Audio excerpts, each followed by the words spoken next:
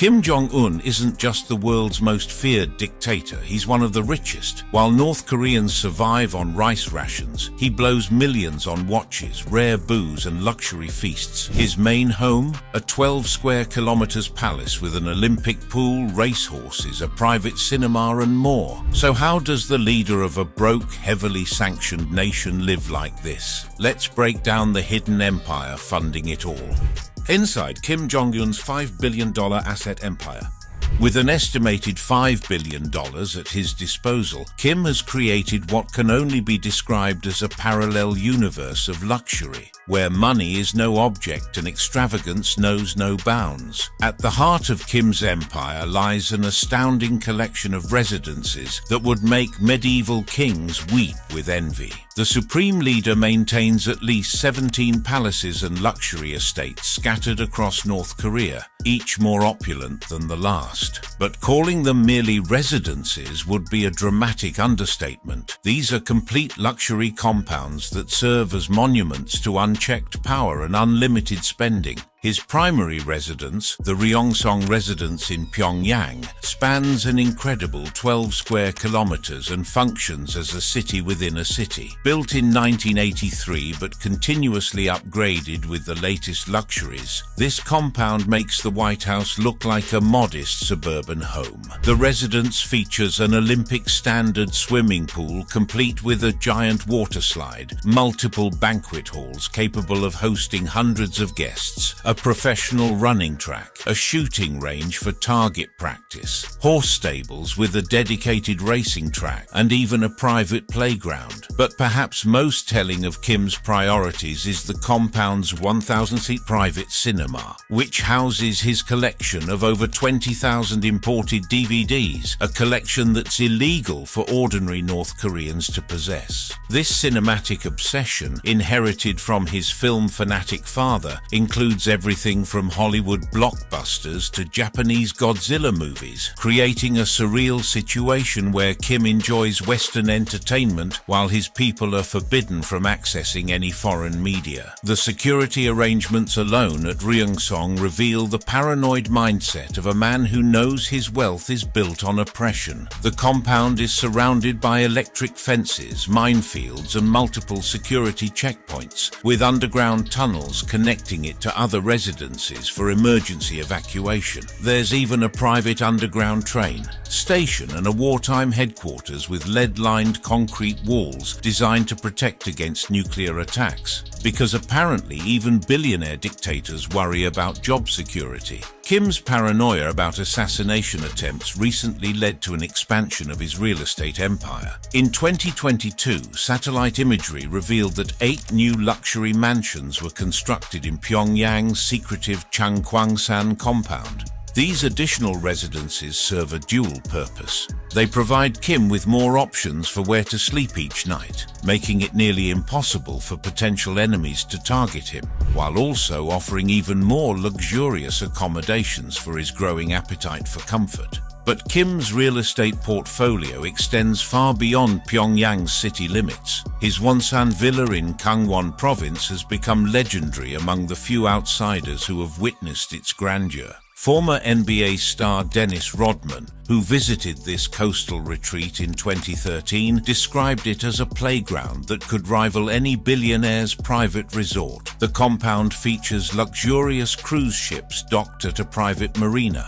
a horse riding range, a shooting range, and elaborate water play areas. Perhaps most extravagant of all is Kim's private island, which Rodman famously compared to Hawaii or Ibiza, but he's the only one that lives there. This exclusive retreat features a football pitch, basketball court, multiple swimming pools, party boats, and a small water park. It's essentially a billionaire's playground where Kim can entertain select guests in complete isolation from the outside world, and more importantly from his own suffering people. The logistics of maintaining these properties reveal the true scale of Kim's spending. Each residence requires constant maintenance, security, and staffing, with millions spent annually on imported amenities, luxury furnishings, and recreational facilities. The cost of simply heating and cooling these massive compounds in North Korea's harsh climate would bankrupt most small nations. Yet for Kim, it's merely the price of comfort. Kim's transportation needs are equally extravagant, starting with what is arguably the world's most expensive mobile fortress. His 90-carriage armored train, inherited from his father, has been transformed into a rolling palace that makes luxury cruise ships look modest. The train features dining cars with kitchens serving Japanese and French cuisine, conference rooms for conducting state business, and luxurious sleeping quarters with plush pink leather seats and modern white paneling. The train's security features are equally impressive and terrifying. The entire convoy is bulletproof and travels with the security detail of over 100 agents, while Mi-17 helicopters and Air Force planes accompany it overhead. The train's weight from all this armor limits its speed to just 37 miles per hour, meaning Kim's domestic trips take considerably longer than necessary. But apparently safety and luxury trump efficiency.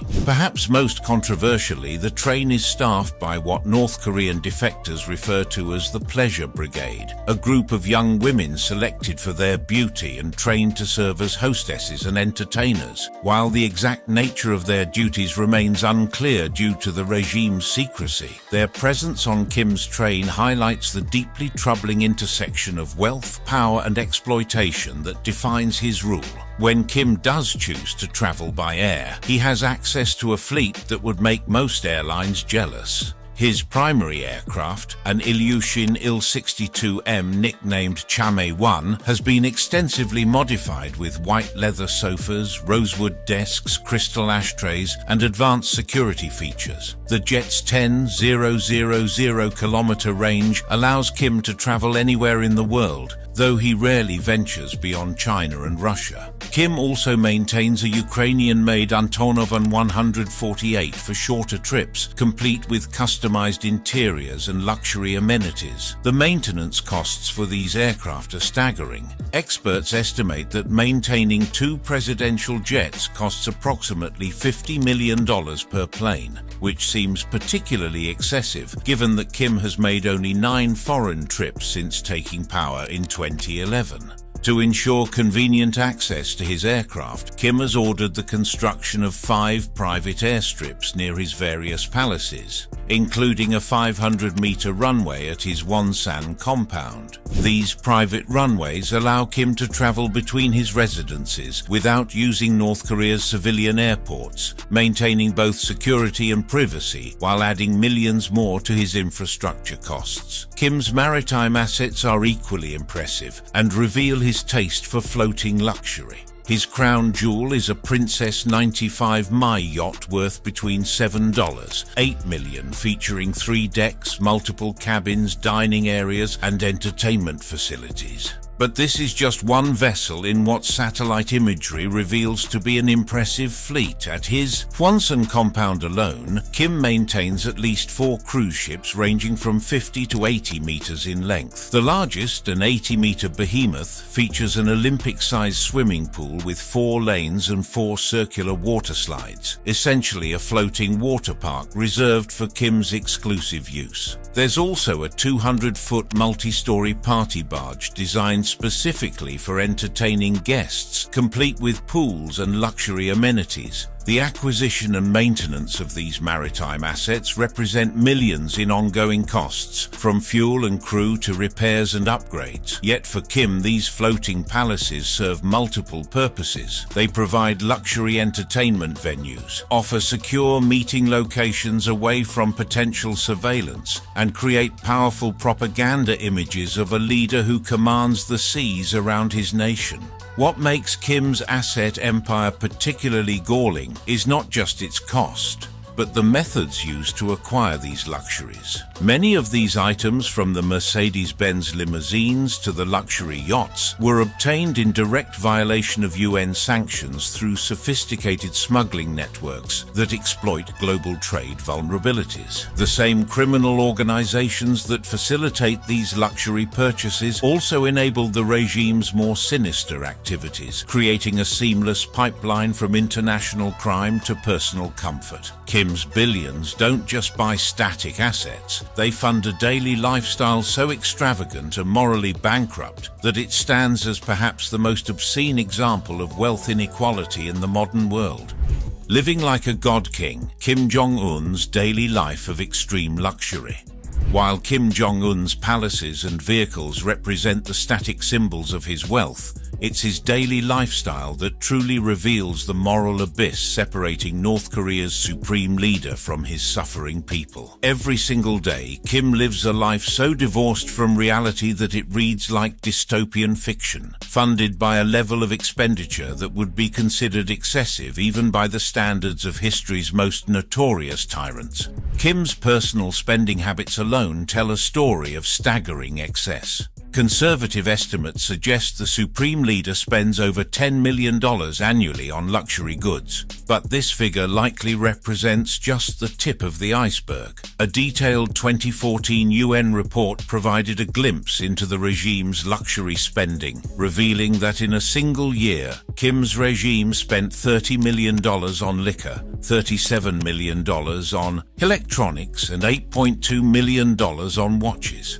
And this was nearly a decade ago before his spending reached its current levels. Perhaps nothing illustrates Kim's disconnection from his people's suffering more than his taste for premium alcohol. While millions of North Koreans struggle to find clean drinking water, Kim maintains a wine cellar that would make French aristocrats jealous. His collection includes rare French Bordeaux wines, with reports suggesting he once consumed 10 bottles of expensive Bordeaux in a single evening. His alcohol preferences extend to Hennessy cognac costing up to $2,000 per bottle and premium Johnny Walker whiskey, with the regime spending an estimated $30 million annually just on imported liquor. Kim's food choices are equally extravagant and ethically troubling. While his people face chronic malnutrition, Kim dines on imported Danish meat, Iranian caviar, Swiss cheese, and Kobe beef. His obsession with Swiss cheese, developed during his education in Switzerland, has reportedly led to the regime sending officials to Switzerland to learn cheese-making techniques, though this claim remains difficult to verify given North Korea's secrecy. The supreme leader's personal habits extend to luxury items that cost more than most North Koreans earn in years. Kim smokes Yves Saint Laurent cigarettes at $44 per pack. A single pack costs nearly a third of the average North Korean's monthly income of $150. His watch collection, valued at over $8 million, includes luxury Swiss timepieces that he frequently gifts to loyal officials as rewards for their service. Kim's family shares in this lifestyle of obscene luxury, creating a royal court in all but name. His wife, Ri Sol-ju, regularly appears in public wearing designer clothing and accessories, including Dior handbags worth over $1,500 each, items that cost more than the average North Korean's annual income. Kim's sister, Kim Yo-jong, has been spotted carrying a $9,500 Christian Dior purse during official visits to Russia, brazenly flaunting luxury goods that violate international sanctions. Even Kim's young daughter, Kim Ju-ai, lives a life of privilege that would be unimaginable to her peers.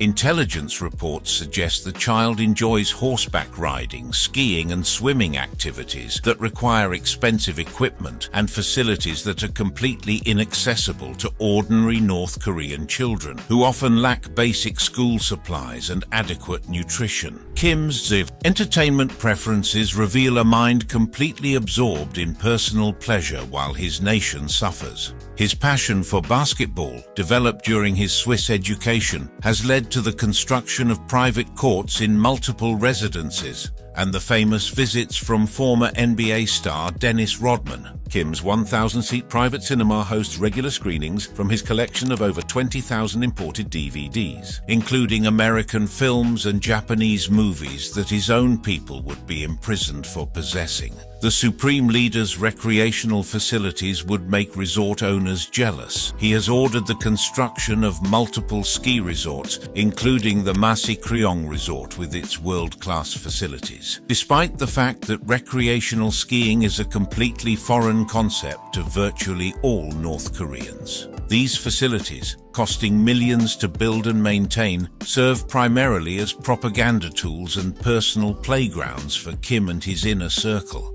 Perhaps most disturbing of all is Kim's systematic use of luxury goods to maintain political control through what experts call gift politics. Kim regularly distributes expensive gifts to military officials and party elites, including Swiss watches, designer handbags, luxury cars, and even luxury apartments. In 2022, he made headlines by gifting a 2-story luxury apartment to Ri Chun-hee, North Korea's famous state TV anchor, as a reward for decades of propaganda service. This system of luxury rewards serves a dual purpose. It ensures the loyalty of those with the power to threaten his rule while demonstrating the consequences of defying him. The same officials who receive Mercedes-Benz vehicles and Swiss watches know that falling out of favor could mean not just the loss of these privileges, but potentially their lives. It's a sophisticated form of corruption that uses stolen wealth to maintain a system of oppression. The scale of Kim's daily spending becomes even more shocking when contrasted with North Korea's economic reality. Recent data suggests imports of luxury goods surged to $51.92 million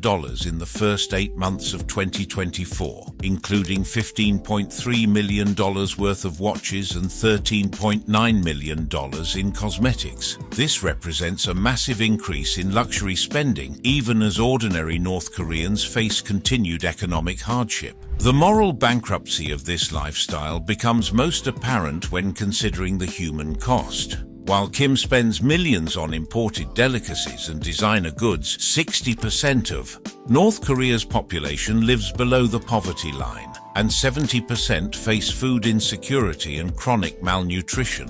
The money Kim spends on a single bottle of cognac could feed a North Korean family for months, yet he continues to indulge while his people suffer. Kim's international travels, though rare, showcase his commitment to luxury even when representing his nation abroad. When he does venture beyond North Korea's borders, he travels with an entourage that includes his armored Mercedes-Benz limousines, which are flown to his destination or transported on his luxury train. These vehicles, worth over $1 million each, are shipped internationally in direct violation of UN sanctions. Yet Kim continues to flaunt them openly during diplomatic meetings. The Supreme Leader's health and grooming regimen also reflects his luxury obsessions. Reports suggest he maintains teams of personal chefs, doctors, and fitness trainers, all imported or specially trained to cater to his needs. His weight fluctuations and health issues, closely monitored by international intelligence agencies, are managed through expensive medical care that contrasts sharply with North Korea's collapsing healthcare system.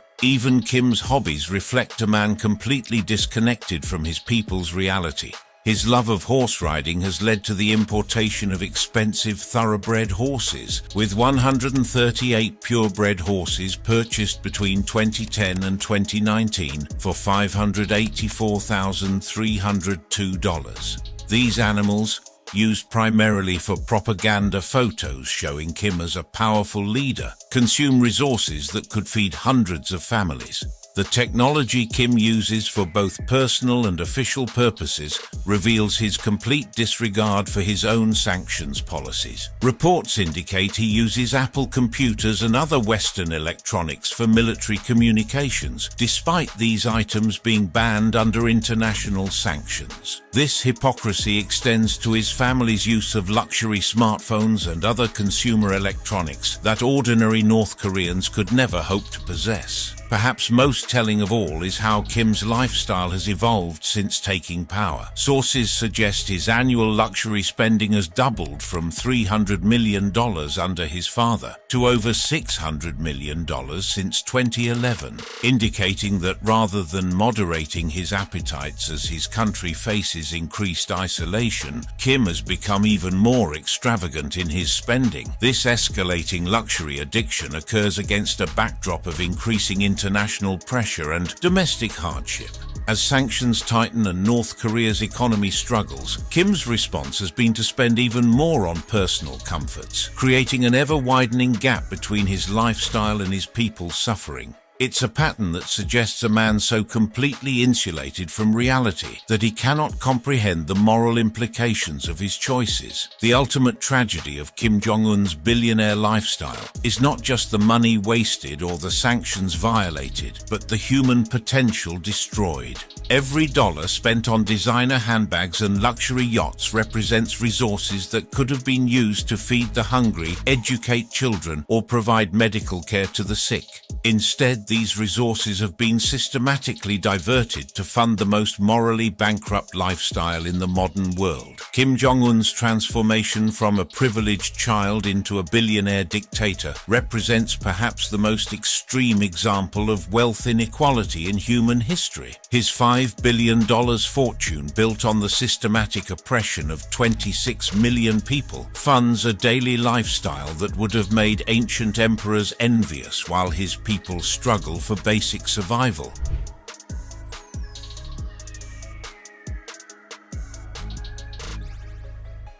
Creating a system so corrupt and morally bankrupt that it challenges our understanding of human nature. It's a story that serves as a stark reminder of what happens when absolute power meets unlimited greed. In the hermit kingdom of North Korea, where the average citizen earns less than $1,300 per year and millions face chronic food insecurity, one man lives a life of unimaginable luxury. Kim Jong Un, the supreme leader of North Korea, has amassed what experts conservatively estimate to be a $5 billion fortune, making him one of the world's wealthiest political leaders. But how does a man ruling one of the world's most isolated and economically struggling nations accumulate such staggering wealth? The story begins not with Kim Jong Un himself, but with a dynasty built on absolute power and systematic exploitation. When Kim Jong Un inherited the leadership of North Korea in 2011 at just 27 years old, he didn't just inherit a country. He inherited what amounts to the world's most profitable criminal enterprise disguised as a nation-state. The foundation of Kim's wealth lies in his absolute control over North Korea's economy, including its mineral resources, raw materials, and forced labor camps. Unlike democratic leaders whose wealth comes from business ventures or investments, Kim's fortune is extracted directly from the blood, sweat, and suffering of his own people. Every ton of coal mined by forced laborers, every gram of gold extracted from North Korean soil, and every dollar earned through state enterprises flows directly into the Kim family's coffers. Kim's wealth isn't just stored in Pyongyang's vaults. A 2013 joint South Korean and American investigation revealed that Kim and his family control over 200 foreign bank accounts spread across countries like China, Switzerland, Singapore, Russia, Austria, Liechtenstein, and Luxembourg. These accounts, hidden under pseudonyms and managed through a network of trusted intermediaries, contain hundreds of millions of dollars in liquid assets. The most sinister aspect of Kim's wealth generation comes through what experts call Office 39, a secretive government department that operates as the regime's primary money laundering operation. This shadowy organization allegedly generates up to $1 billion annually through a vast network of illegal activities that reads like a criminal's wish list: cybercrime, arms sales, drug trafficking, counterfeiting, and human trafficking. North Korea's state-sponsored hacking groups have become particularly notorious in recent years. These digital pirates have stolen billions in cryptocurrency and successfully targeted global financial institutions, with proceeds flowing directly into Kim's personal accounts. The regime's involvement in international arms sales is equally lucrative, with recent reports suggesting North Korea sold $100 billion worth of ammunition to Russia, though this figure remains disputed among experts. Perhaps most shocking of all is how Kim maintains this criminal empire, while presenting himself to the world as a legitimate head of state. Despite UN sanctions imposed since 2006, specifically designed to prevent luxury goods from entering North Korea, Kim continues to live in unprecedented luxury. In 2012 alone, North Korea imported $645 million in banned luxury goods, demonstrating the regime's sophisticated ability to circumvent international restrictions. The mechanics of this wealth accumulation become even more disturbing when you consider the human cost. While Kim spends millions on imported French wines and Swiss watches, 60% of North Korea's 26 million citizens live below the poverty line. The contrast is so stark it defies comprehension. During the devastating 1990s famine that killed an estimated 2 million North Koreans, the Kim family was spending $25,000 per year per child on Kim Jong Un's elite education in Switzerland. This Swiss education, which included attendance at the International School of Bern under a false identity, wasn't just about academics. It was Kim's first taste of the Western luxury that would later define his rule. Classmates remember a chubby, basketball-obsessed boy who showed little interest in studies but was fascinated by designer goods and expensive toys. Little did they know they were watching the formation of what would become one of the world's most ruthless dictators with an insatiable appetite for luxury. The transformation from privileged heir to supreme leader required more than just inherited wealth. It demanded the systematic elimination of rivals and the consolidation of absolute power. When Kim Jong-il died in 2011, Kim Jong Un moved swiftly and brutally to secure his position. He ordered the execution of his own uncle, Yang Song-taek, in 2013 and arranged the assassination of his half-brother, Kim Jong-nam, in Malaysia in 2017. These weren't just political moves, they were wealth consolidation strategies, eliminating anyone who might have a claim to the family fortune. What makes Kim's wealth particularly unique among world leaders is its complete lack of legitimacy or transparency. While other wealthy politicians may have questionable ethics, their assets are generally traceable through business ventures, investments, or inheritance. Kim's $5 billion fortune, however, is built entirely on the systematic oppression and exploitation of an entire nation, making him perhaps the most morally bankrupt billionaire on the planet. The scale of this wealth becomes even more staggering when you consider North Korea's official economy. With a nominal GDP of approximately $40 billion, Kim's personal fortune represents more than 12% of his entire country's economic output. It's as if a single individual controlled more than $2.5 trillion in the United States, a level of concentration that would be impossible in any functioning democracy. But Kim's billions aren't just sitting in bank accounts gathering interest. Every dollar of this fortune is actively used to maintain his grip on power and fund a lifestyle so extravagant it borders on the surreal. From palaces that rival Versailles to a fleet of luxury vehicles that would make a Hollywood mogul jealous, Kim Jong Un has transformed his ill-gotten gains into a lifestyle that stands as perhaps the most obscene display of wealth inequality in human history. If you enjoyed this video and want more like it, don't forget to explore the suggested videos on your screen.